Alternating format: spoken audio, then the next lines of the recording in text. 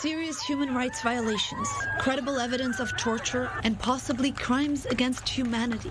The UN has released its long-awaited report into allegations of abuse against Uyghur Muslims and other ethnic minorities in the Xinjiang province. This report should be a wake-up call to the international community as to the reality of what is happening in Xinjiang.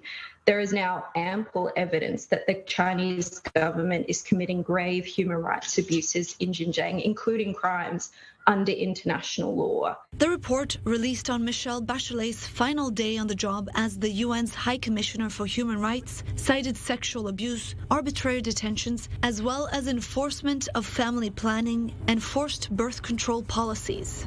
China had pushed the UN not to release the report, which Beijing says is a farce. The so-called assessment you mentioned is orchestrated and manufactured by the U.S. and some Western forces. The report is a hodgepodge of misinformation, entirely illegal and invalid.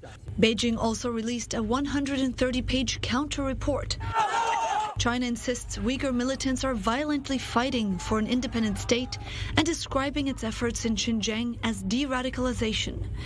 Bachelet has been criticized repeatedly for allowing the release of the report to be delayed for over a year. In fairness, I think the report was still very strong, considering that there were weeks and months of Chinese pressure to possibly change the content, alter it, to water it down. There is an annex to the report with the Chinese government's claims that I think we can basically throw in the bin. I think we understand what their position has been. They do not tell the truth about this. There are about 12 million Uyghurs, mostly Muslim, living in Xinjiang.